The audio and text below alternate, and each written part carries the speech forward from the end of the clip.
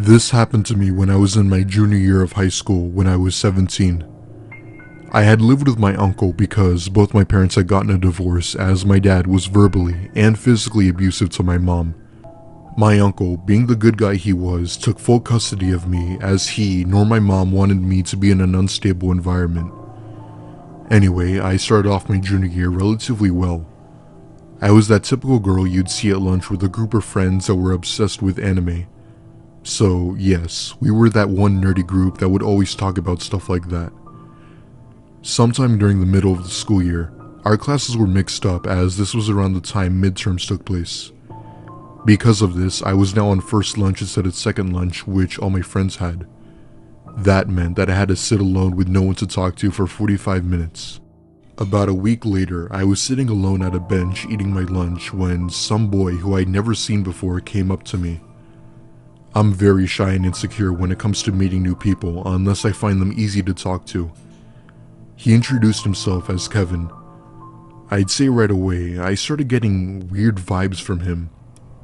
I don't know what it was, but something about him just made me feel really uneasy.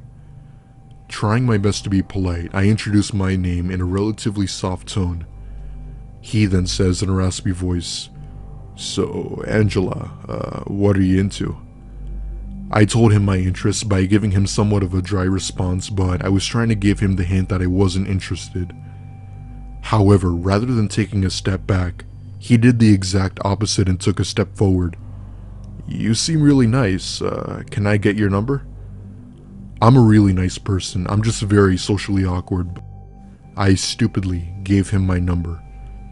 I then told him that I had to get back to class and that it was nice meeting him and said goodbye. Throughout the day, I tried my best to shake the negative feelings I got from Kevin and focus on the present moment. I told my friends about him and they immediately jumped to jokes talking about how he, quote, must like me and stuff like that. I hated it when they did stuff like that, but hey, that's expected when you hang out with a bunch of groups.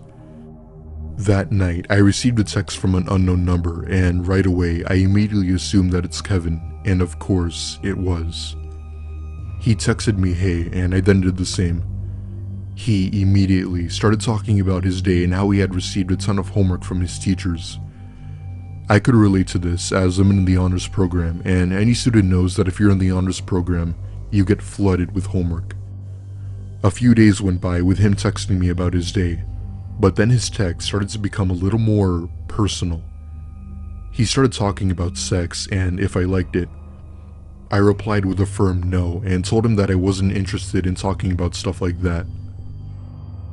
He would immediately start apologizing, saying things like, "Oh, I'm so sorry, I don't want to make you feel uncomfortable or anything like that."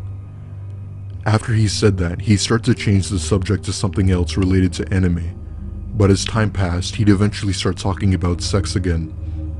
I've warned him multiple times and I eventually started to ignore him and his text. However, that only seemed to make the situation worse. He'd sometimes stare at me from a distance at school and leave voicemails on my phone about how pretty I was dressed that day and how he wanted to, quote, make me his. I have no idea how he did it, but he eventually ended up finding my entire class schedule, and I'd occasionally see him peeking through the door to look for me. At this point, I've already blocked him and tried my best to avoid him at all times when I'm at school. Unfortunately, he didn't seem to get the hint and he kept stalking me, whether it be in person or online. I had enough, and my parents and I filed a police report against him, and as far as I know, he had been expelled from school.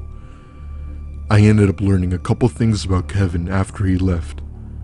He had photos of girls from school posted all over his wall, each of them with their name and the exact date the picture was taken. The creepy thing is that he took the pictures without their knowledge. Now, this is where I felt as if my whole world had fallen apart. Police had discovered a little box of his that had at least 20 photos of a person. That person being me. He had taken photos without my knowledge at lunch, in my class, and even at my bus stop. However, there was one picture that he took of me, sleeping in my bedroom. The creep had been in my house. Police of course arrested him for this, and I never seen him since. I had to get 3 months of therapy after that to help me get through, and I eventually did.